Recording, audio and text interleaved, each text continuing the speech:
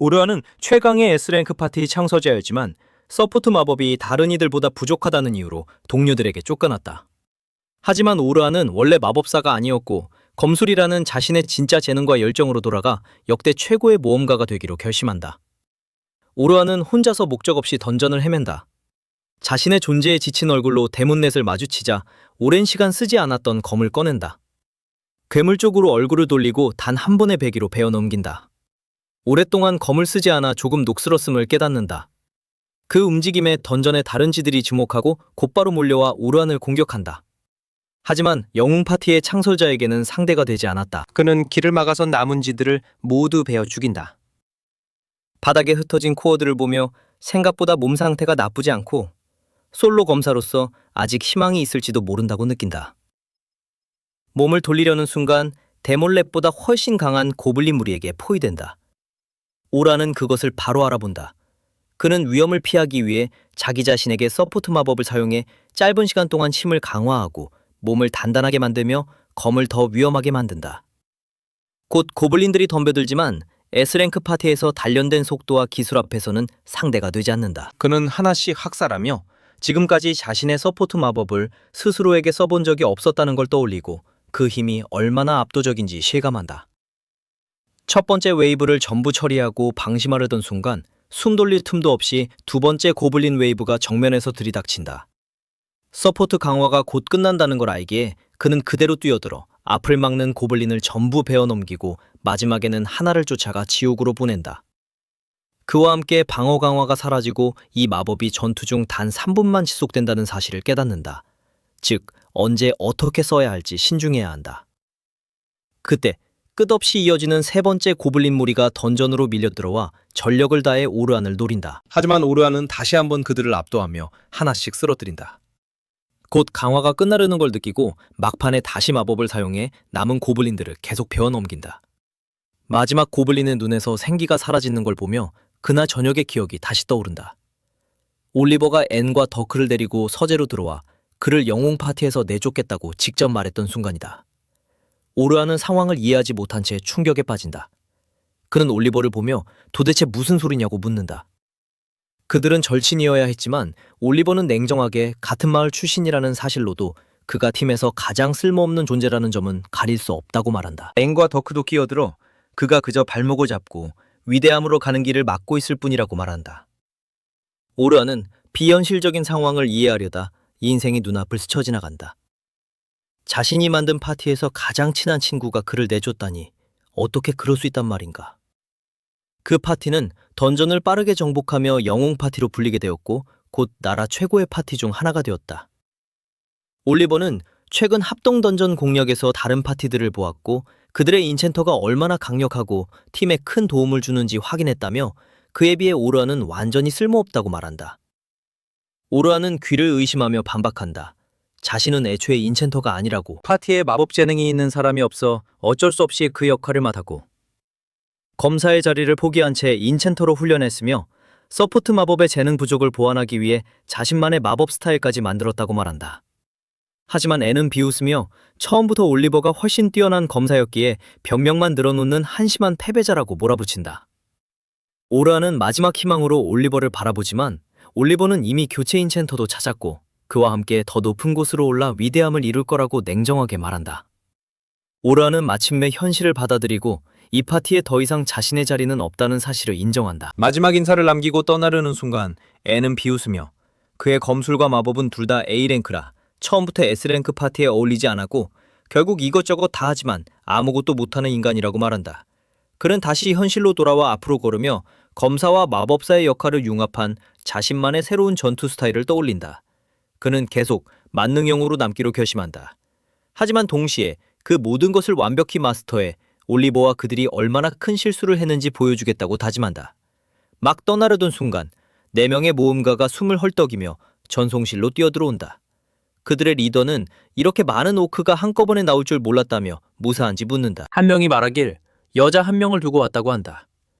리더는 그게 옳은 판단이었다며 그녀를 도우려 했다면 모두 죽었을 거라고 말한다. 게다가 그 여자는 오늘 막 파티에 들어온 신참이었으니 당연한 선택이었다고 말한다. 그는 나이 많은 친구를 우선했다.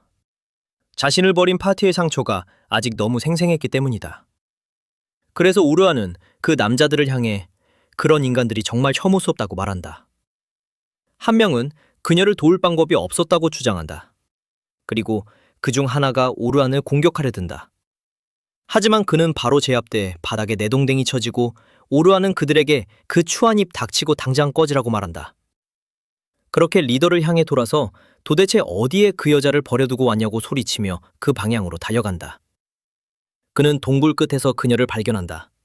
마치 오크궁대 같은 무리에 완전히 몰려 있었다. 눈에 눈물이 고인 채 벽 쪽으로 물러서며 오크들이 다가오는 동안 방어 방패를 유지하고 있었다. 하지만 방패는 오래 버티지 못했고 곧 오크가 방패를 뚫고 그녀를 끝내려는 순간 오르안이 뛰어들어 바람 마법으로 그들을 밀어낸다. 소녀는 충격에 멍해졌지만 오르안은 한순간도 낭비하지 않고 검을 꺼내 오크들에게 달려든다. 첫 오크가 덤벼들어 그를 땅에 찍어 누르려 하지만 오르안은 쉽게 막아낸다. 자신의 서포트 마법을 더해 버터를 자르듯 오크들을 베어넘긴다. 소녀는 혼란스러운 채 그가 검사인지 마법사인지 고민한다. 오르아는 강화 마법으로 검의 날을 더욱 예리하게 만든 뒤 오크들에게 돌진해 무기와 몸을 함께 잘라낸다. 그는 그들이 옳았다는 걸 인정한다. 그 많은 오크를 그들만으로는 절대 감당할 수 없었을 것이다. 하지만 그는 파티원을 버리느니 차라리 죽는 쪽을 택한다. 그 생각과 함께 수십 마리의 몬스터를 한꺼번에 베어넘긴다. 소녀는 경이로움에 빠져 이 남자가 누구인지 생각하는 동안 오르아는 학살을 멈추지 않는다. 두 번째 폭발적인 공세로 동굴 안의 모든 오크를 베어 시체와 반짝이는 코어만 남긴다. 그 후 동굴 끝에 붉은 머리 소녀를 향해 돌아보지만 아드레날린이 가라앉으며 그녀는 바닥에 쓰러져 있다. 해가 지기 시작할 무렵 그들은 던전 밖으로 나왔고 붉은 머리 소녀는 소피아라 소개하며 목숨을 구해준 감사의 뜻으로 저녁을 사겠다고 한다. 오르아는 이를 받아들이고 실버 레빗 길드가 운영하는 선술집으로 그녀를 따라간다. 그는 그녀의 망토에 문장이 있는 걸 보고 길드 소속임을 알아차리며 어딘가 익숙한 느낌을 받지만 누군지는 떠올리지 못한다. 곧 그 의문은 사라진다. 소피아가 언니 셀마를 소개했기 때문이다. 오르아는 이미 그녀를 알고 있었다. 그녀는 다른 파티 소속의 S랭크 인챈터였다.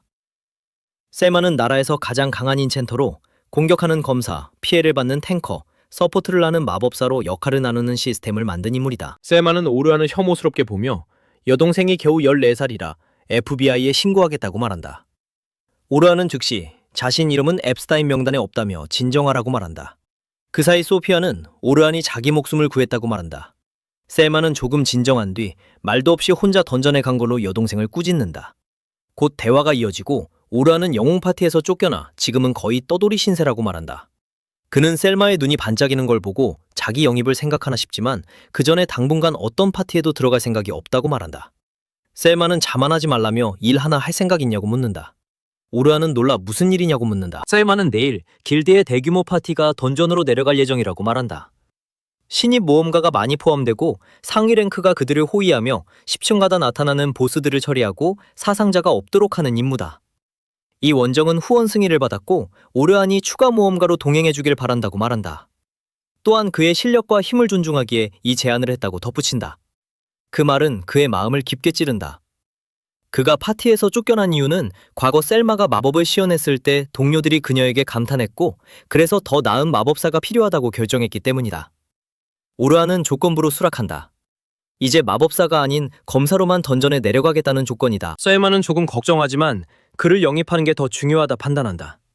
상황이 나빠지면 어차피 다시 마법사 역할로 돌아갈 거라 생각하기 때문이다.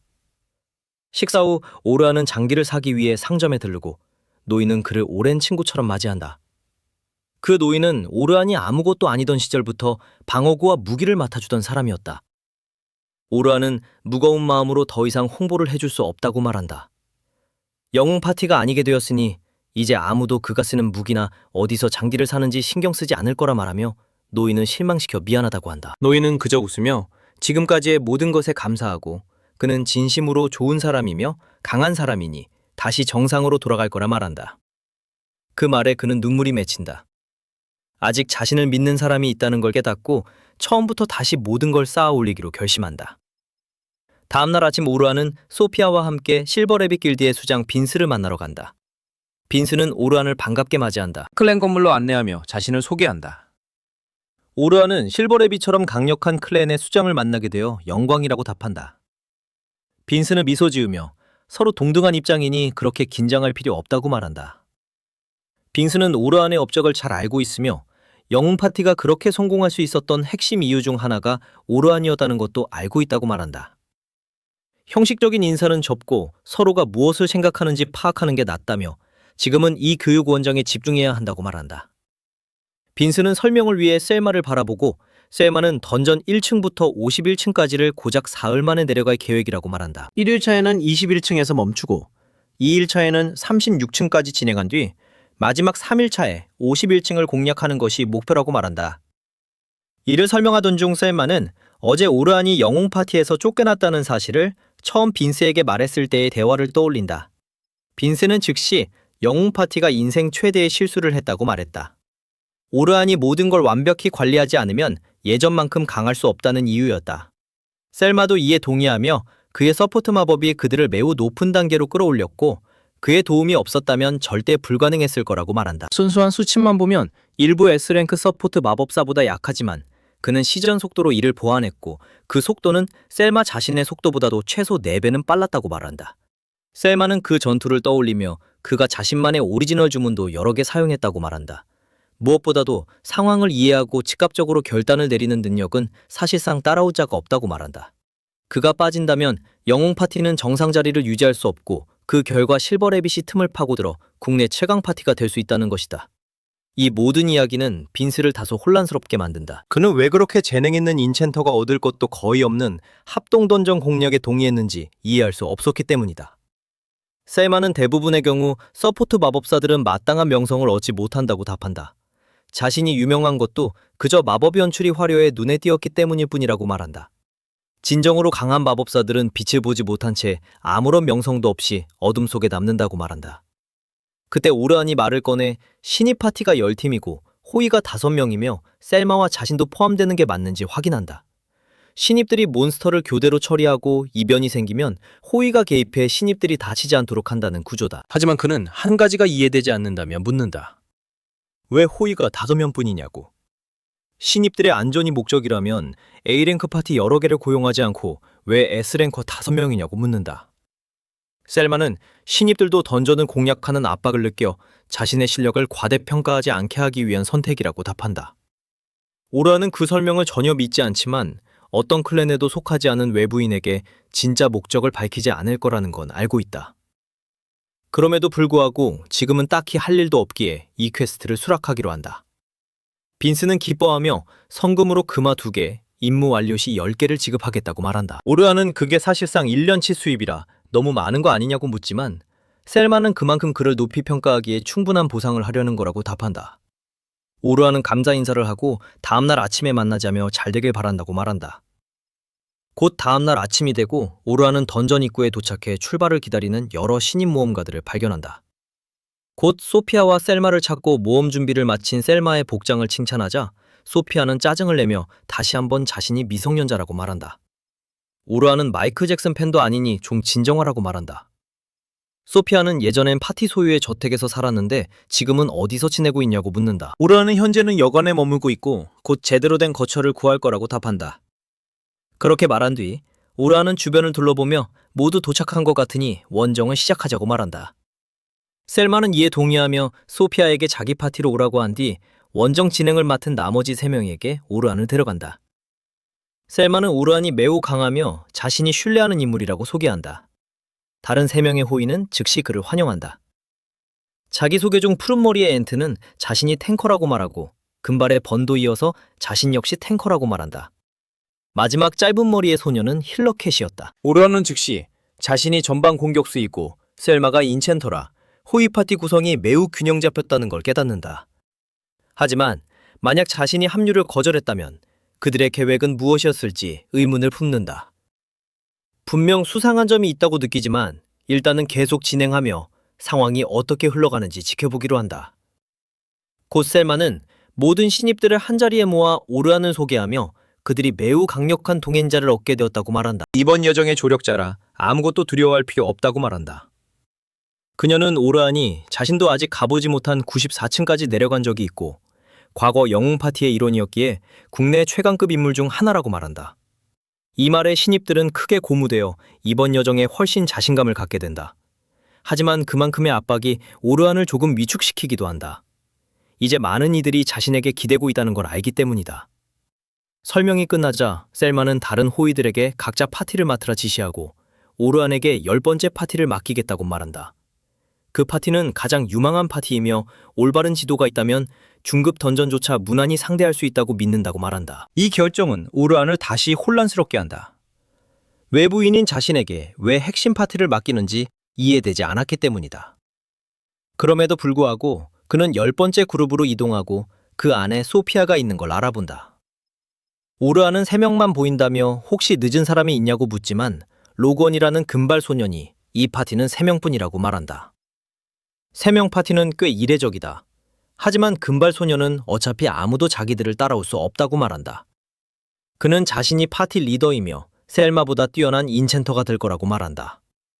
오르안은 즉시 이 소년에게 태도 문제가 있음을 느끼고 나중에 문제가 될지 고민하지만 일단 2번째 소녀에게로 시선을 옮긴다. 소녀는 탱커 캐롤이라고 자신을 소개한다.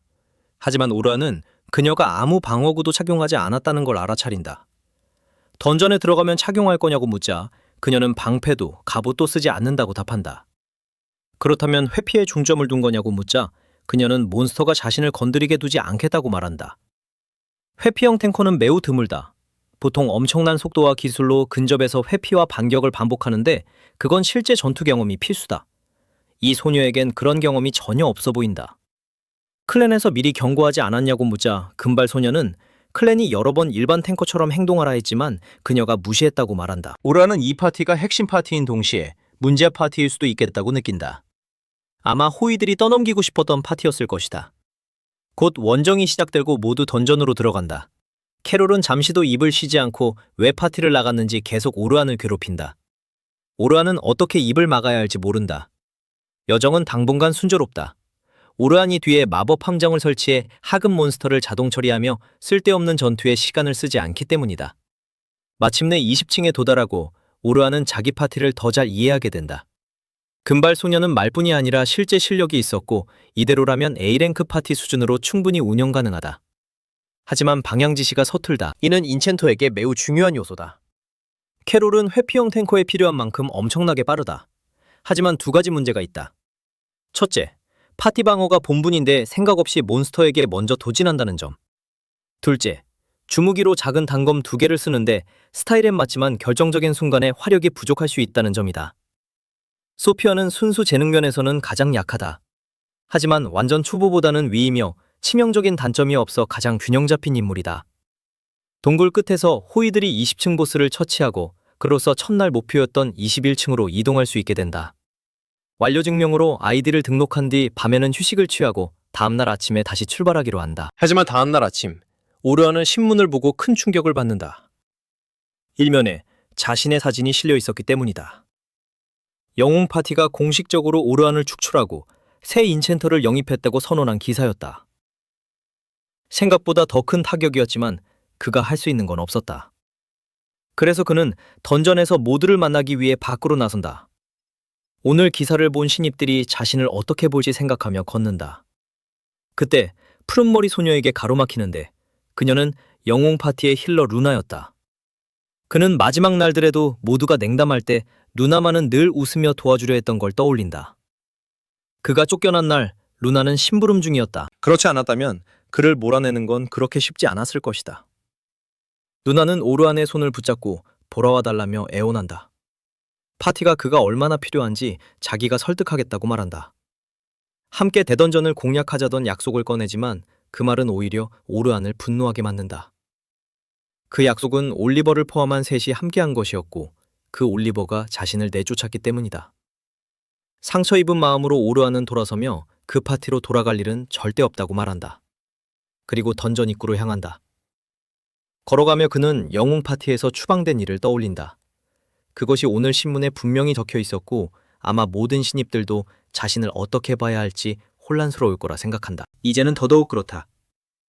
특히 셀마가 그를 영웅 파티 출신이라며 그렇게 치켜 세우는데 이제 진실이 그대로 드러났기 때문이다. 그는 곧 던전 입구에 도착하고 안으로 들어가길 기다리는 모든 신입들을 발견한다. 하지만 분위기는 완전히 달라져 있었고 여기 있는 모두가 오늘자 신문을 이미 봤다는 게 분명했다. 신입들은 오르안이 더 이상 영웅 파티 소속이 아니라는 사실을 두고 서로 이야기를 나눈다.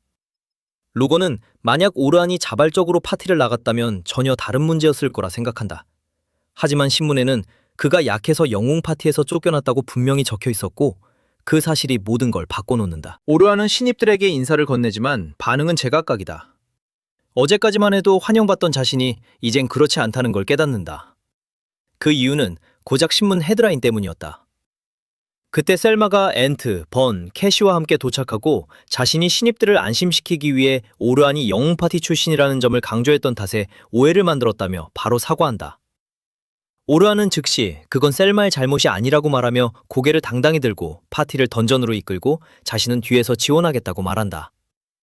엔트, 번, 캐시도 거들며 오르안과 영웅 파티 사이에 무슨 일이 있었든 상관없다고 말한다. 중요한 건 오르안이 이 세계에서 94층까지 갔다가 살아서 돌아온 극소수 인물 중 하나라는 사실이다. 이 말에 오르안은 계속되던 시선에서 조금이나마 해방된다. 그는 자기 파티 쪽으로 향하고 소피아와 캐롤은 진심으로 좋은 아침이라 인사한다. 하지만 로건은 어떻게 대해야 할지 몰라 조금 망설이는 모습이다. 오르안은 스스로 분위기를 풀기로 하고 오늘 신문을 봤냐고 묻는다. 소피아와 캐롤은 신문을 보긴 했지만 거짓투성이라 볼 가치도 없다고 말한다. 하지만 로건은 폭스뉴스는 안 본다며 진실에 익숙하다면서 신문이 사실이냐고 묻는다. 오르안은 기술적으로는 사실이라 답한다.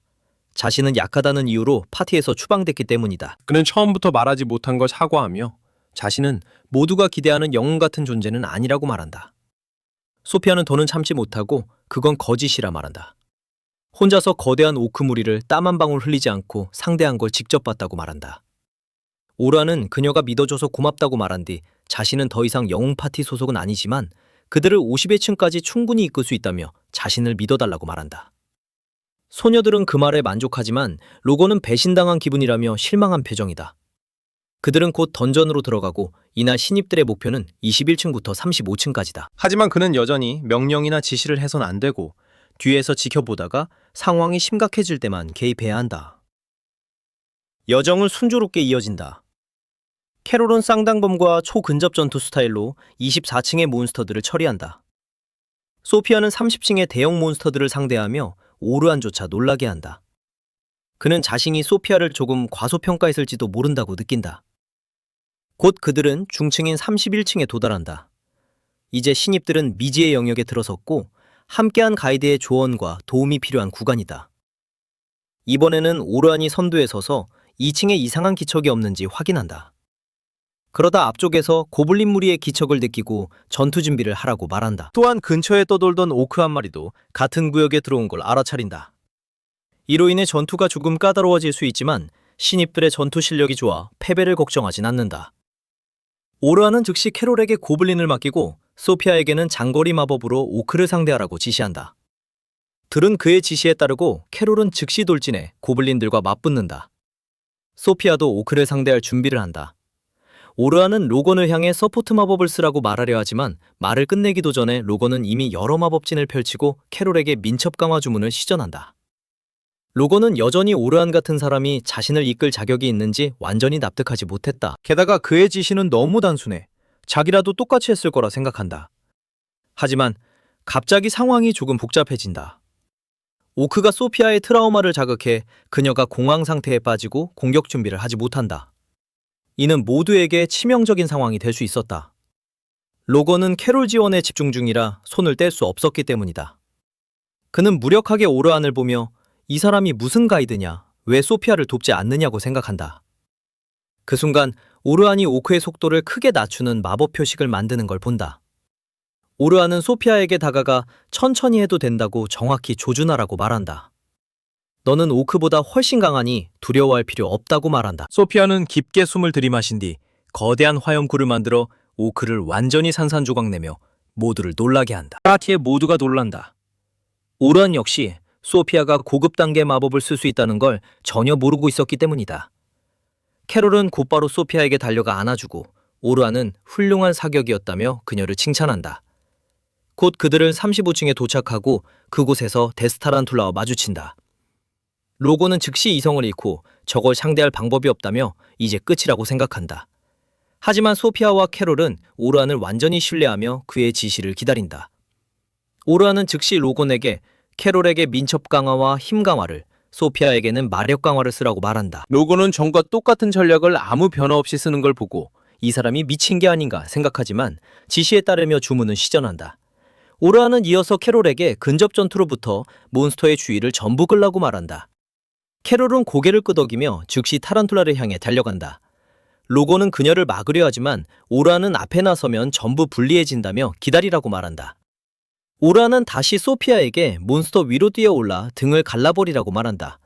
소피아는 즉시 이해하고 머리 위로 뛰어올라 앞에서 뒤까지 검을 그어버린다. 오르안은 계속 주의를 끌되 거미는 독이 있으니 모든 공격을 반드시 피하라고 말한다. 거미는 뾰족한 다리로 캐롤을 찌르려 하지만 그녀는 연속으로 회피하며 일부 공격은 되받아친다. 몬스터가 당황하는 사이 오르안은 로곤에게 지금은 캐롤의 생명이 내 손에 달려있다며 강화를 계속 유지하라고 말한다. 그렇게 말한 뒤 소피아를 향해 몬스터를 고정하라고 지시한다. 소피아는 즉시 이해하고 에로우 커터 능력으로 다리를 베어 몬스터를 바닥에 쓰러뜨린다. 캐롤은 기뻐하지만 오르안은 아직 전투가 끝난 게 아니라며 조심하라고 말한다. 하지만 그 조언은 늦었다. 거미 몬스터는 아직 살아있었고 거미줄로 캐롤을 붙잡아 자기 쪽으로 끌어당긴다. 오르안은 즉시 로건에게 캐롤에게 힘 강화와 속도 강화를 쓰라고 말한다. 로고는 추가 말 없이 시전하지만 캐롤은 공황에 빠져 거미줄에서 벗어나지 못한다. 도움을 청하자 오르안은 소피아에게 락 에로우를 준비하라고 말하고 캐롤의 단검에 예리함 강화 마법을 건다.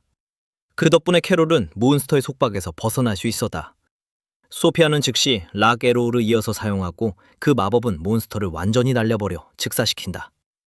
그렇게 그날의 원정은 끝나고 오르안은 로곤을 칭찬한다. 그의 서포트 마법이 없었다면 오늘의 전투는 절대 이길 수 없었을 거라고 말한다. 동굴을 나올 즈음 해가 지기 시작하고 셀마는 신입 전원에게 지금까지의 성과를 축하한다. 모두 정말 잘해왔고 여정의 마지막 단계는 내일이니 잘 쉬고 잘 먹으라고 말한다. 그렇게 각자 흩어지려던 순간 오르안은 앤트와 번에게 붙잡혀 점심을 사겠다는 제안을 받는다. 잠시 생각한 뒤 오르안은 누군가가 자신을 대접해주는 일이 매일 있는 건 아니라며 그 제안을 받아들인다. 도시로 돌아가는 길에 로건은 소피아에게 처음 오르안이 그녀를 구해준 그때의 전투에 대해 묻고 그가 어떤 마법을 썼는지도 묻는다. 소피아는 기억을 더듬어 먼저 바람 폭발을 쓰고 그 다음 검을 강화하는 마법을 써 모든 오크를 갈기갈기 베었다고 말한다. 로건은 오르안이 보통이 아니라는 걸 깨닫는다. 오늘 그는 소피아에게 다가가던 오크의 민첩을 낮추는 마법을 아주 아무렇지 않게 사용했다. 이런 마법은 디버프 계열로 시전 난도가 극도로 높다. 셀마 같은 최고 수준의 마법사조차 며칠에 한 번 겨우 하나 쓸 수 있을까 말까다. 그마저도 사전 준비가 필요하다. 게다가 오라는 팀 전투에서 어떤 마법을 언제 써야 하는지 완벽히 알고 있었다. 각 강화가 정확히 언제 끝나는지도 알고 적의 움직임을 예측해 선제 주문까지 사용했다. 이로 인해 로건은 자신이 오르안을 완전히 잘못 봤다는 걸 깨닫는다. 그는 평범한 마법사가 아니라 진짜 천재였다. 도시로 돌아와 오르안은 번과 앤투와 함께 선술집에 들르고 원하는 건 뭐든 시키라며 전부 자신들이 내겠다고 말한다. 그들은 과거 영웅 파티에서 인챈터였던 그가 지금은 검사라고 말하는 이유를 묻는다. 오르안은 어리적 마을에 들어온 거대한 짐승을 할아버지가 베어 쓰러뜨리는 걸 본 뒤 그때부터 무슨 일이 있어도 검사가 되겠다고 말한다. 그 소망은 한동안 이루어져 영웅 파티에서도 검사로 활동했다. 하지만 더 아래층으로 내려갈수록 마주치는 몬스터의 강도와 압박이 커지며 공략 속도가 조금씩 느려졌다. 동시에 셀마가 모든 판단을 인챈터에게 맡기는 팀 전략을 정착시켰다. 그래서 그들 역시 같은 전략을 따르기로 했다. 하지만 파티 전체에 인챈터 적성이 있는 인물은 없었고 결국 최선의 선택은 오르안뿐이었다. 그래서 파티를 위해 그는 검사 자리를 내려놓고 인챈터가 되기로 결정했다. 인챈터가 되었다. 그는 씁쓸하게 이제 영웅 파티는 다음 층들을 공략할 가능성이 전혀 없다고 생각하지만 이제 그런 건 생각할 가치도 없다고 여긴다. 그리고 소년들에게 이제는 파티에 의존하지 않고도 저층 던전까지 혼자 공략할 수 있는 가장 균형 잡힌 검사가 되겠다고 말한다. 하지만 바로 다음 날 그가 공략하려던 바로 그 던전에서 영웅 파티가 그를 찾아오게 될 줄은 전혀 알지 못했다. 다음 날 아침, 오르아는 동굴로 향한다. 오늘이 젊은 파티를 이끄는 마지막 날이 될 거라 생각하며 입구에서 조금 떨어진 곳에 소피아와 일행이 기다리고 있는 걸 본다. 모두 따뜻하게 인사하고 오늘은 어제보다 그가 훨씬 더 신뢰받고 있다는 걸 느낀다. 로건조차도 그를 훨씬 더 잘 받아들이고 신뢰하는 모습이다. 캐롤이 나서며 오늘이 마지막 날이니 소피아가 할 말이 있다며 팔꿈치로 그녀를 툭툭 찌른다. 하지만 소피아는 위축된 듯 너무 수줍어 진심을 말하지 못한다. 알고 보니 어젯밤 목욕을 하다가 소피아는 캐롤에게 오르아니 나이트래빗 클랜에 남아 그들을 정상으로 이끌어주길 바란다고 말했었다. 하지만 오르안에게 마음을 전하기도 전에 셀마에게 불려가게 됐고 오르안은 나중에 이야기하자며 그 자리를 떠난다. 다른 가이드들에게 걸어가던 중 신입들 사이에서 오늘 영웅 파티도 던전에 들어간다는 이야기를 우연히 듣게 된다. 새 파티가 제대로 호흡이 맞는지 확인하기 위해 시험 공략을 한다는 것이다. 오르아는 그들이 어느 층에 갈지 궁금해하다가 94층이 아니라 92층부터 시작한다는 걸 알게 된다. 새 인원을 데리고 94층이 아닌 92층부터 시작한다는 사실에 그는 충격을 받는다. 새 후보가 있는데도 92층부터 시작하는 건 말이 안 되며 차라리 더 낮은 층부터 팀워크를 맞추는 게 옳다고 생각한다. 하지만 결국 영웅 파티를 생각하는 건 완전히 시간 낭비라 결론 내리고 자신이 여기서 이뤄야 할 일에 집중하기로 한다. 한편 92층에서 파티의 리더 올리버는 팀을 고무시키며 이 정도 던전은 문제 없을 거라 말하지만 그래도 방심은 하지 말라고 한다. 그는 파티의 새 멤버인 초록머리 인챈터 필리를 바라본다. 탱커는 그녀에게 실력을 보여달라고 하고 멍청한 마법사는 필리는 오르안 같은 이도저도 아닌 놈이 아니라며 문제 없을 거라고 떠든다. 올리버는 아직 한마디도 하지 않은 루나를 바라본다. 루나는 오르안이 나간 걸 원치 않았기에 조용히 반항하고 있었다. 하지만 올리버는 이번 던전 공략이 끝나면 루나조차도 그들의 결정에 옳았고 문제는 오르안이었다는 걸 인정하게 될 거라 믿는다. 사실 루나는 오르안을 내쫓기로 한 계획에 전혀 포함되어 있지 않았다. 그녀는 필리가 파티에 합류했다는 걸 축하하는 자리에서야 그 사실을 알게 된다. 앤과 데릭은 이제 진짜 인챈터가 들어왔으니 쓸모없는 만능 흉내꾼 대신 배층까지 금방 갈 수 있을 거라며 오르안을 조롱한다. 앤은 필리에게 파티에 돈은 많았지만 오르안이 너무 아껴 써서 개인적인 필요에는 제대로 쓰지도 못했다고 말한다. 필리는 파티 자금은 개인 용도가 아닌 거 아니냐며 불편해하지만 앤은 돈은 많고 쓸 줄도 알아야 가치가 있다며 대수롭지 않게 넘긴다. 그때 올리버가 끼어들어 이제 오르안 이야기는 그만하자고 말한다. 이제 그에게 오르안은 아무 의미도 없다는 것이다. 그들이 필리의 합류를 축하하며 잔을 들려는 순간 루나가 숨을 헐떡이며 방으로 들어와 올리버에게 할 말이 있다고 말한다. 그녀는 처음 보는 필리를 보고 당황하며 둘이서 이야기할 수 있냐고 묻지만 올리버는 모두 앞에서 말하라고 한다. 루나는 어쩔 수 없이 오르안이 나이트 실버 레빗과 함께 공략에 나간다는 소식을 들었다며 그게 어떻게 가능하냐고 묻는다. 데릭과 앤은 당황하고 앤은 그렇게 약하다고 말해놓고 어떻게 사흘 만에 합류할 수 있냐고 묻는다. 데릭은 오르안이 아직도 이 파티 덕분에 얻은 S랭크 배지를 흔들고 다녀 그 일자리를 얻은 거라 말한다. 루나는 무슨 소리냐며 혼란스러워하지만 올리버는 진정하고 들라 말한다. 하지만 그 전에 앤이 끼어들어 쓸모없는 만능 흉내꾼 오르안은 사흘 전에 파티를 나갔다고 말한다. 그 말에 루나는 충격을 받고 오르안이 정말로 그들을 포기한 건지 혼잣말처럼 묻는다. 하지만 데릭은 정반대라며 입을 연다. 오르안이 나간 게 아니라 그들이 패배자라며 강제로 쫓아냈다는 것이다. 루나는 충격을 받고 올리버를 바라보며 그게 사실이냐고 묻는다. 올리버는 차분하게 사실이라고 답하며 새 멤버 필리를 소개하려 한다. 하지만 루나는 오르안 자리를 누군가 대신하는 건 절대 반대하겠다고 분명히 말했었다며 그를 바로 막아선다. 이에 제로익 탱커는 짜증을 내며 루나에게 당장 입 닥치라고 소리친다. 새 멤버가 그녀에게 인사하려 하자 올리버는 데릭을 진정시키고 루나를 설득하려 하며 오르안은 이제 파티에 충분히 어울리지 않고 지금 시점에서는 그저 짐이 될 뿐이라고 말한다. 루나는 이에 동의하지 않는다.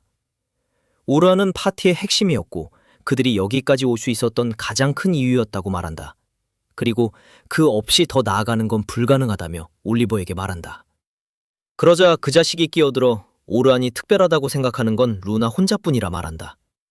어쨌든 결정은 이미 내려졌고 오르안은 파티에서 쫓겨났으니 이제 와서 할 수 있는 건 없다는 것이다. 올리버는 지금은 당장의 계획을 논의해야 한다며 이번이 필리와 처음 함께하는 공략이니 92층부터 시작해 천천히 94층까지 올라갈 거라고 말한다. 하지만 누나는 그 계획을 단호히 거부한다. 다른 사람들처럼 죽고 싶은 생각은 없다고 말한다. 데릭은 비웃으며 이미 94층까지 갔던 우리가 92층부터 시작하는데 어떻게 그게 죽을 짓이냐고 말한다. 루나는 필리가 아무리 뛰어난 인챈터라 해도 먼저 더 낮은 층부터 다시 맞춰봐야 한다고 말한다. 데릭은 이미 93층도 클리어했는데 왜 굳이 아래부터 하냐며 그 두꺼운 머리로 다시 주장한다. 루나는 그런 생각을 하는 것 자체가 미쳤다고 말한다. 92층에는 블랙 드래곤이 있고 지난번에도 간신히 넘겼을 뿐이라고 말한다. 애는 웃으며 그땐 팀에 형편없는 인챈터가 있었고 이번엔 훨씬 쉬울 거라고 말한다. 올리버는 그저 호흡을 확인하는 거라며 블랙 드래곤과 싸울 필요도 없다고 말한다. 루나는 그래도 훨씬 더 낮은 층부터 시작해야 한다고 말하지만 올리버는 결정은 이미 내려졌고 이제 바꿀 수 없다고 잘라 말한다. 현실로 돌아와 영웅 파티는 92층의 맘모스와 마주한다. 지난번엔 비교적 쉽게 쓰러뜨렸던 상대지만 이번에는 고전한다. 올리버는 맘모스를 향해 돌진해 검으로 배려하지만 맘모스는 공격을 막아내며 올리버를 엄폐물 뒤로 밀어낸다. 그 사이 데릭은 반격에 대비한다. 원패 뒤에 들어간 순간 올리버의 버프가 풀리고 버프가 사라질 때마다 몸이 무겁게 눌리는 걸 느낀다. 그는 돌아서서 왜 버프가 이렇게 빨리 사라지냐고 필리에게 묻는다. 필리는 아직 전투 흐름을 완전히 파악하지 못해서 점점 나아질 거라고 답한다. 이 말에 올리버는 조금 놀란다. 오르아는 첫날 몇 시간 만에 모든 걸 파악했기 때문이다. 그때 맘모스가 데릭을 향해 에너지포를 발사한다. 데릭은 막으려다 미끄러지고 빔은 N 쪽으로 튕겨 N은 데릭을 멍청이라며 소리친다. 데릭조차 왜 방어가 이렇게 안 되는지 의아해한다. 이 공격은 그가 쉽게 막을 수 있었어야 했다. 얘는 전투에 뛰어들어 화염 공격을 퍼붓지만 맘모스에게는 거의 효과가 없다. 올리버는 혼란스러워하며 진지하게 하라고 외치지만 N은 평소처럼 하고 있다며 공격이 약해진 이유를 모르겠다고 말한다. 올리버는 필리에게 N의 마법 피해를 다시 강화하라고 말하고 필리는 그대로 따른다. 하지만 이번에도 N의 화염 공격은 맘모스에게 흠집 하나 남기지 못한다. 이에 대한 반격으로 맘모스는 다시 에너지포를 발사하고 N은 간신히 바위 뒤로 숨는다. 올리버는 충격에 빠진다. 필리의 마법은 오르안보다 훨씬 강해야 하는데 예전에 문제없이 잡았던 몬스터에게 이렇게 밀리고 있었기 때문이다. 또 하나의 에너지 빔이 올리버를 향해 날아오고 그는 간신히 피한다. 다음 빔은 데릭이 막아낸다. 올리버는 N에게 측면을 치라고 말하지만 몬스터는 이를 막고 반격해 N은 끝까지 밀려난다. 올리버는 즉시 필리를 보며 몬스터의 공격을 주시하고 미리 경고하라고 말한다. 필리는 다른 일만으로도 벅차 그건 불가능하다고 답한다. 하지만 올리버는 전투 흐름을 보는 게 인챈터의 역할이라고 말한다. N은 끼어들어 필리는 완전히 쓸모없고 애초에 파티에 들이면 안 됐다고 말한다. 올리버는 깨닫는다. 모두가 예전만큼 강하지 않고 자신조차 검의 힘을 전부 끌어내지 못하고 있었다. 이론상으로는 필리의 마법이 막대한 힘을 줘야 한다. 그런데 대체 무엇이 잘못된 걸까? 다음 행동을 정하기도 전에 던전 깊은 곳에서 블랙 드래곤이 모습을 드러내 그들을 향해 날아온다. 루나는 공포에 질려 땀을 흘리며 당장 이곳을 떠나야 한다고 소리친다. 드래곤은 지면으로 내려와 맘모스를 아무 문제 없이 짓눌러버린다. 올리버는 충격을 받는다. 블랙 드래곤이 왜 자기 영역을 벗어났는지 도저히 이해할 수 없었기 때문이다. 하지만 그는 한 번 쓰러뜨린 적이 있다며 이번에도 해낼 수 있다고 주장하며 후퇴를 거부한다. 데릭은 즉시 화염 공격을 막기 위해 자세를 잡지만 생각보다 훨씬 약해져 순식간에 날아가 버린다. 파이어블이다. 하지만 바위 뒤에 숨었음에도 그녀는 직격을 맞고 그 자리에서 기절한다. 루나는 즉시 올리버에게 도망쳐야 한다고 말한다. 하지만 올리버는 필리에게 버프를 걸라고 말한 뒤 드래곤의 파이어볼에 맞춰 자신의 스트렝스 공격을 충전해 동시에 공격한다. 충격파에 휩쓸리며 간신히 버티지만 그대로 밀려난다. 그는 한쪽 무릎을 꿇은 채 혼란과 어지럼 속에서 무엇을 해야 할지 모른다. 그때 루나가 재빨리 그를 붙잡고 비상 텔레포트 크리스탈을 써야 한다고 말한다. 그렇지 않으면 여기서 전멸이라고 말한다. 필리는 비상 텔레포트를 쓰면 바로 하위 보스 룸으로 이동하게 되고 그 보스와 싸워야 한다고 말한다. 하지만 루나는 다른 선택지가 없다고 말한다. 올리버는 이를 받아들이고 팀원들을 끌어모아 탈출 포탈을 연다. 하지만 포탈로 들어가기 직전 드래곤이 급강화 공격을 퍼부어 그들을 다시 밀어낸다. 그리고 그들의 공포 속에서 드래곤은 그 포탈 안으로 들어가 사라져버린다. 데릭은 처음엔 그게 오히려 잘된 일이라 생각하지만 루나는 이건 최악의 상황이라고 말한다. 이제 어느 하위 모험가 파티가 드래곤에게 죽임을 당하게 될 거라고 말한다. 그녀는 즉시 길드로 돌아가 던전 내 모든 인원을 강제 텔레포트 시켜야 한다고 말한다. 올리버는 이에 동의하고 모두 밖으로 달려간다. 그 과정에서 루나는 그들이 그렇게 약하게 느껴졌던 이유는 오르안이 자신만의 오리지널 주문을 만들어 모든 마법 공격의 위력을 무려 50배나 증폭시켰기 때문이라고 말한다. 필리는 충격을 받는다. 셀마조차 10배 증폭이 한계이기 때문이다. 하지만 루나는 그게 사실이라고 말한다. 그래서 그들은 스스로가 강하다고 착각했던 것뿐이라는 것이다. 실제로 그들은 오르안과 함께 있을 때만 강했고 그가 없으면 그저 평범한 모험가 무리일 뿐이다. 하지만 올리버는 그 사실을 믿지 않으며 오르안 없이도 드래곤을 쓰러뜨리겠다고 맹세한다. 그들은 아직 희생자가 없길 바라며 길드 건물로 달려간다. 한편 50층에서 오르안은 파피온들에게 51층에 도달하면 목표를 달성한 것이며 텔레포트 크리스탈로 오늘은 돌아갈 거라고 말한다. 파티원들은 모두 고개를 끄덕이지만 오르안은 가슴속에 불길한 예감을 느낀다. 주변을 둘러보지만 이상한 점은 없다. 그는 하늘을 올려다본다. 먹구름이 태양을 완전히 가리고 있다. 왜 이런 느낌이 드는지 스스로에게 묻는다. 지금까지는 모든 게 순조롭다. 곧 플로어 보스를 상대할 텐데 가이드들에게는 큰 문제가 될 상대도 아니다. 그러고 나면 임무를 완수한 채 모두 집으로 돌아가면 된다. 그런데 왜 지금 당장 떠나야 한다고 경고하는 듯한 이 기묘한 감각이 사라지지 않는 걸까? 그때 캐롤의 목소리가 그의 생각을 끊는다. 이번에는 어떤 몬스터들을 상대하게 될 거냐고 묻는다. 오르안은 그녀의 눈에서 기대감을 느끼고 탱커의 주 임무는 동료들을 보호하는 것이라고 말한다. 적에게 무작정 달려들어 혼자 전부 처리하려 해서는 안 된다고 말한다. 하지만 캐롤은 그 말을 동의하지 않는다. 혼자서 전부 처리할 수 있다면 동료들의 부담을 줄이는 거고 그만큼 안전해진다고 말한다. 게다가 탱커의 역할은 항상 전선에 서는 것이고 그게 자신이 늘 해오던 일이라고 말한다. 그리고 더 잘 싸우기 위한 조언을 더해달라고 바로 묻기 시작한다. 오르안은 지친 한숨을 내쉬며 혼자서 다 하려 하지 말고 팀으로 움직이는 법을 배워야 한다고 말한다.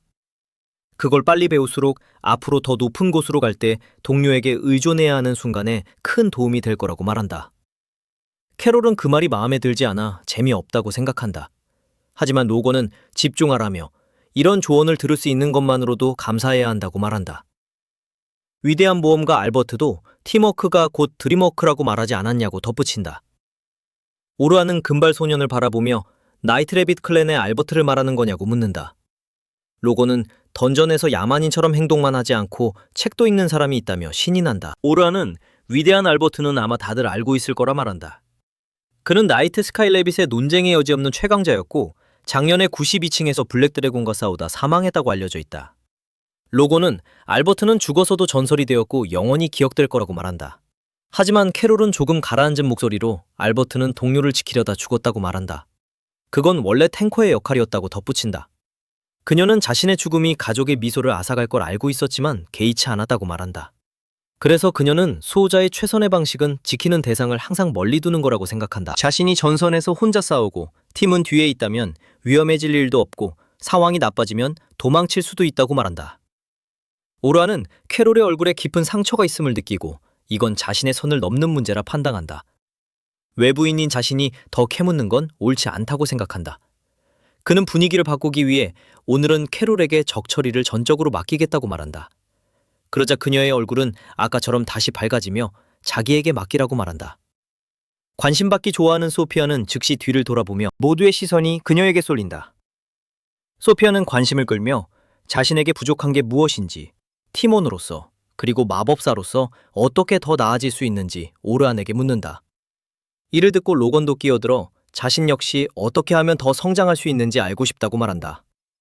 오르안은 모두를 진정시키고 36층으로 앞장서 나아간다. 그곳에서 신입들은 몸을 풀기 시작한다. 셀마는 오르안을 불러 오늘이 마지막 날이자 지금까지 중 가장 힘든 날이 될 거라 말한다. 그러니 반드시 아무 문제 없이 원정을 성공적으로 마쳐야 한다고 말한다. 그녀는 이어 오르안의 파티를 바라보며 아이들이 그를 꽤 따르는 것 같다고 말한다. 오르안은 솔직하게 신문 기사 이후로 자신에 대한 존중을 단번에 잃었을 거라 생각했다고 말한다. 하지만 그건 착각이었고 이 아이들은 보기보다 훨씬 똑똑하고 독립적이라고 말한다. 셀마는 이에 동의하며 이 그룹은 가끔 다루기 힘들지만 앞날은 매우 밝다고 말한다. 그리고 알버트의 죽음은 클랜에 큰 타격이었고 그는 클랜의 상징이었기에 이후 급격히 뒤처지기 시작했다고 말한다. 그때부터 오르안의 옛 클랜, 영웅 파티가 앞서 나가기 시작했다고 말한다.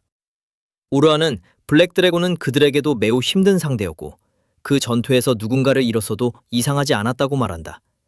그랬다면 파티는 완전히 무너졌을 거라고 말한다. 셀마는 알버트가 남긴 공백은 지금까지도 채워지지 않았다고 말하며 오르안에게 자신들의 파티에 들어올 생각이 있냐고 직접 묻는다. 오르안은 영광이라 말하지만 대륙 최고의 마법사가 있는 파티에 인챈터가 둘이나 필요하진 않다고 답한다. 셀마는 얼굴을 붉히며 인챈터가 아니라 검사로 말한 거라고 답한다. 이 말에 오르안은 당황하지만 셀마는 오늘 그를 지켜보며 검사로서의 실력을 확인하겠다고 말한다. 곧 모두는 각자의 그룹으로 흩어지고 오르안은 감시해야 할 신입 셋과 함께 남는다. 캐롤은 이렇게 많이 흩어지는 게 미로 같은 동굴에서 길을 잃을까봐 싫다고 말한다. 오르안은 웃으며 이건 좋은 훈련이라고 말한다. 여러 통로를 동시에 확인해 보스방으로 이어지는 길을 찾아야 할 때가 많기 때문이다. 그래서 나이트 스카이 래비처럼 인원이 많은 클랜은 동굴 전체를 아주 빠르게 탐색할 수 있어 항상 유리하다고 말한다.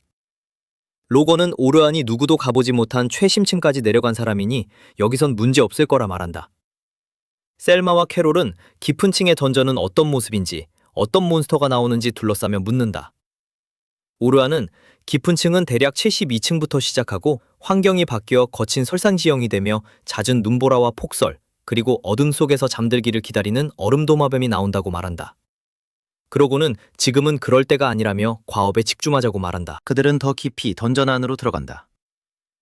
동굴은 이상할 정도로 비어있고 그 분위기는 매우 음산하다. 로건은 아직 2층에서 몬스터를 하나도 못 봤다고 말한다. 그리고 오르안에게 40층은 원래 이런 곳이냐고 묻는다. 오르안은 고개를 젓는다. 그의 속이 점점 더 조여온다.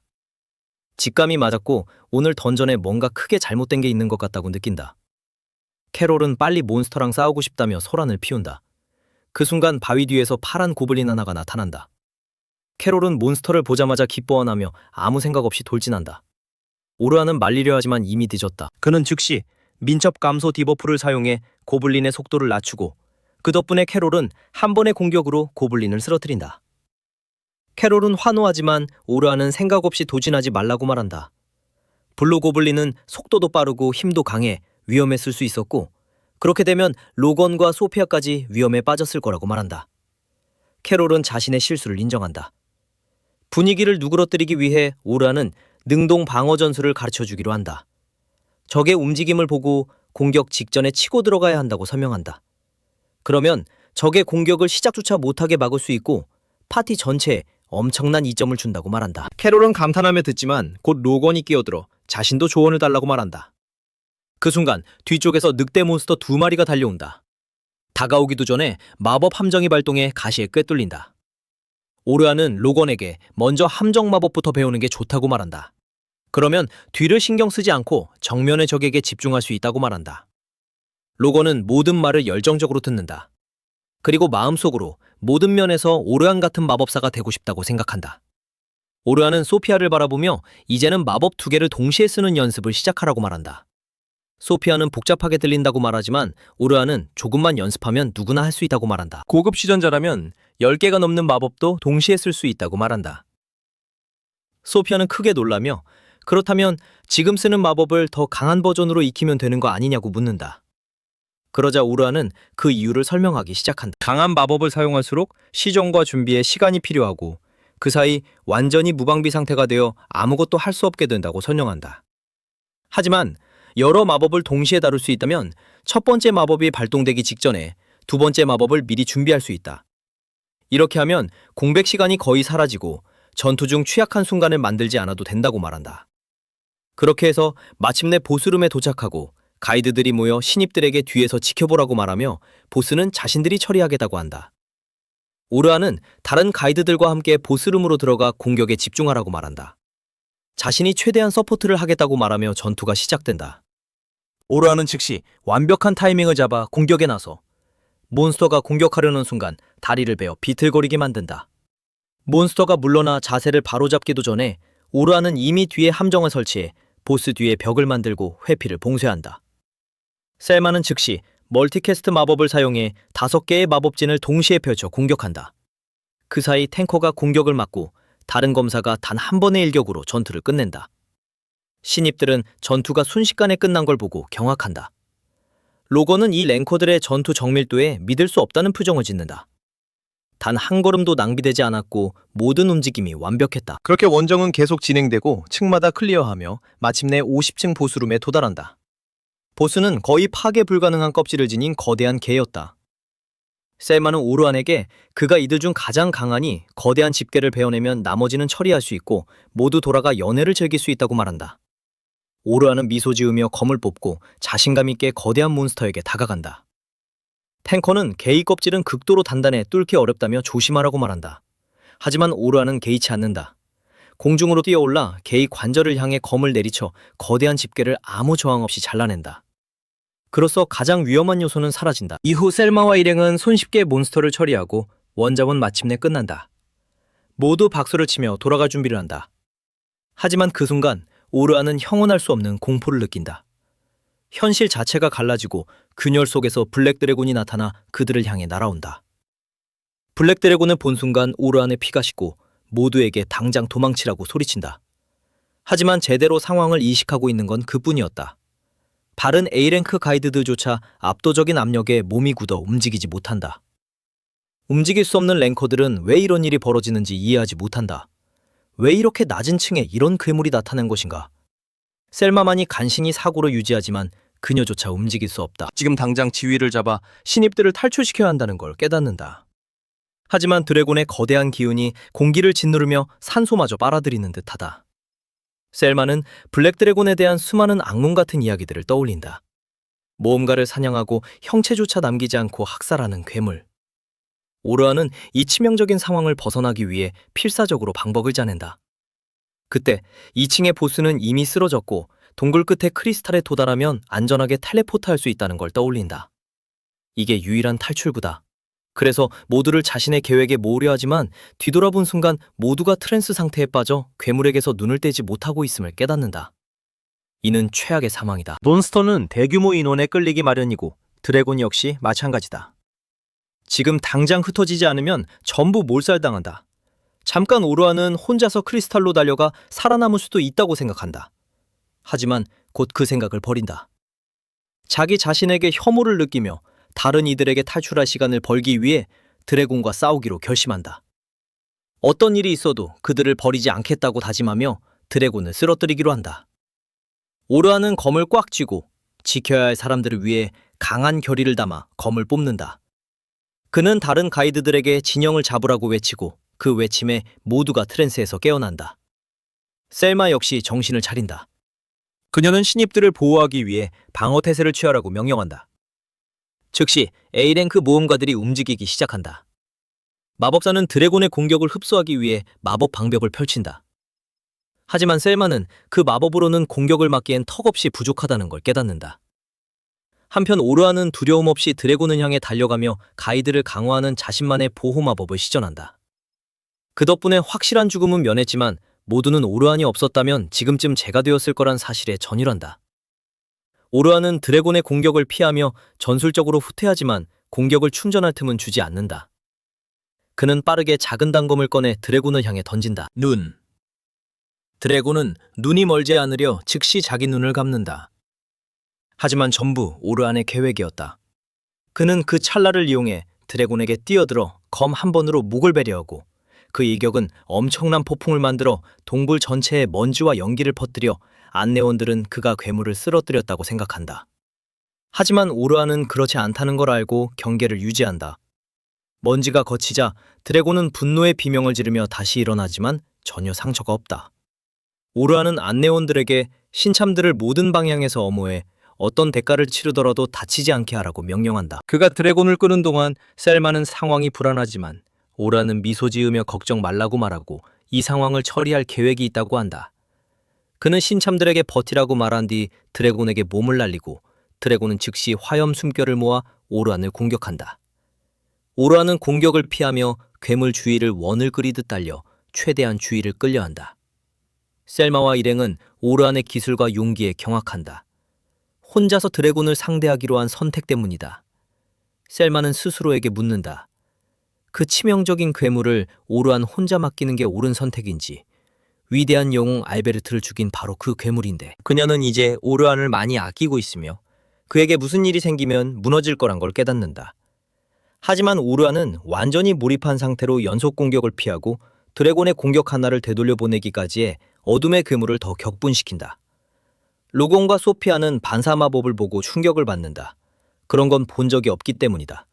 실제로 세계 최고의 마법사들도 못하는 기술로 마법 반사는 오르안의 고유 주문 중 하나이며 모든 마법 공격을 2배의 위력으로 되돌린다.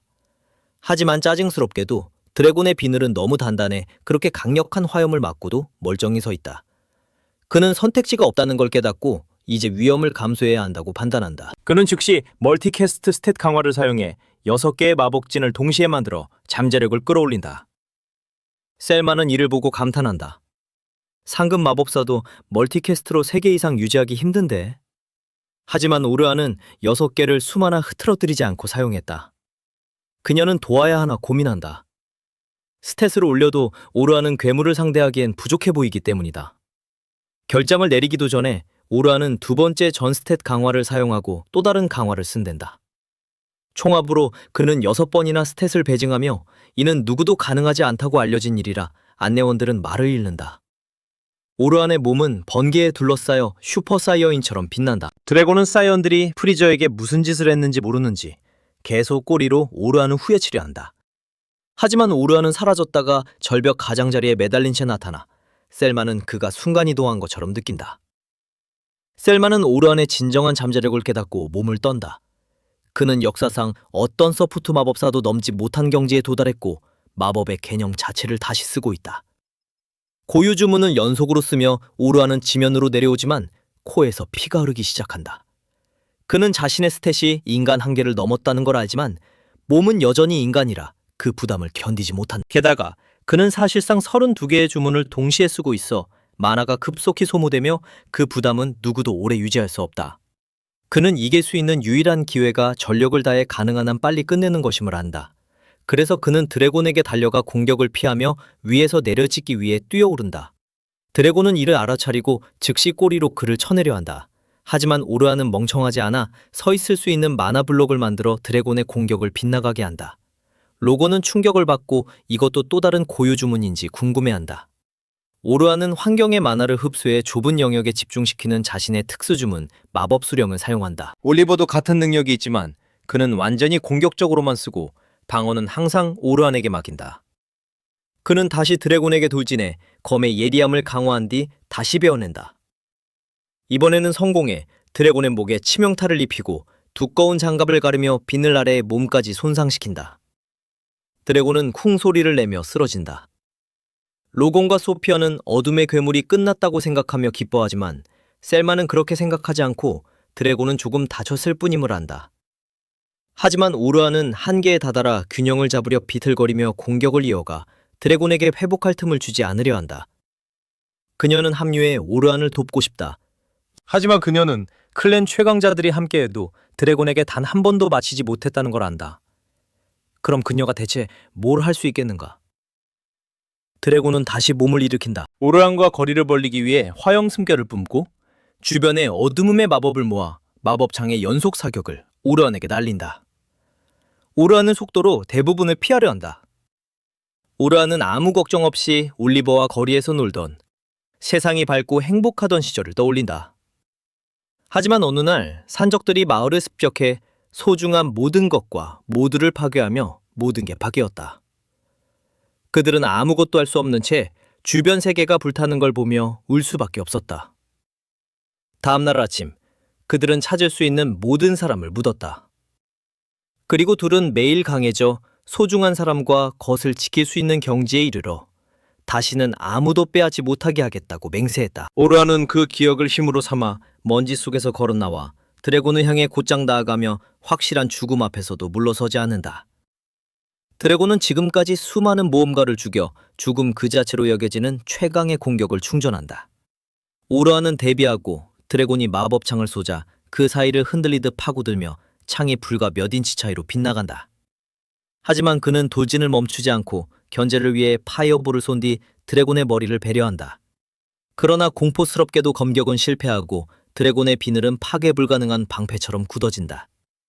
그는 즉시 물러나 대부분의 마법창을 피한 뒤 앞에 벽을 만들어 자신을 보호한다. 드래곤은 패턴을 바꿔 창 하나를 휘어 뒤에서 공격하고 그건 다른 누구라도 죽였을 것이다.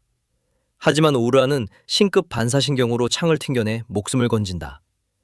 그는 공격을 이어가며 회피와 공격을 반복해 드래곤이 신참들을 공격할 틈을 주지 않는다. 그는 예전에 각자 역할이 있는 팀과 함께 싸웠던 걸 떠올리지만 지금은 혼자라는 사실을 인식한다. 그는 생각을 떨쳐내며 혼자서 드래곤을 쓰러뜨리고 어떤 던전에서도 파티 없이 살아남는 모험가가 되겠다고 맹세했던 걸 떠올린다.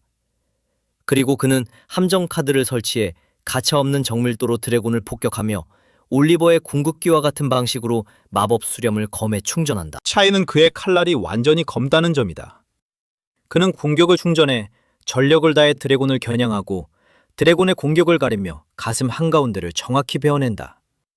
하지만 축하할 틈도 없이 드래곤은 다시 일어나 공세로 전환해 오르안을 몰아붙이고 연속 공격을 피하게 만든다. 그의 버프가 풀리기 시작해 남은 마나를 전부 써 다시 스탯을 강화하고 강력한 일격으로 드래곤을 하늘에서 떨어뜨린다. 하지만 그래도 드래곤은 살아남아 다시 일어난다. 오르아는 거칠게 숨쉬며 드래곤과 자신 모두 한계에 왔음을 깨닫는다. 그의 겁마저 산산조각난다. 그는 이제 전력 공격으로 끝내거나 시도하다 죽겠다고 결심한다. 그는 앞에 암흑구멍을 소환해 주변의 모든 에너지를 수렴해 고도로 집중된 에너지검을 만들고 양손으로 붙잡고 싸울 준비를 한다. 드래곤은 즉시 마법창을 쏘지만 오르아는 남은 마지막 힘으로 모든 공격을 파고들어 피하며 차단과 반사 마법으로 드래곤을 혼란시킨다. 마침내 그는 반사 마법 하나를 발판 삼아 몸을 튕겨 드래곤에게 날아가 최강의 공격으로 머리를 강타해 거대한 폭발을 일으키고 모든 것에 먼지로 덮는다. 먼지가 가라앉자 셀마는 검에 기대 거칠게 숨쉬는 오르안이 살아있음을 발견한다. 그는 자신이 역사상 처음으로 블랙 드래곤을 혼자 쓰러뜨렸다는 사실을 아직 모른다. 하지만 이 영상은 여기까지다. 좋아요와 구독을 눌러달라. 시청해줘서 고맙고 다음에 보겠다.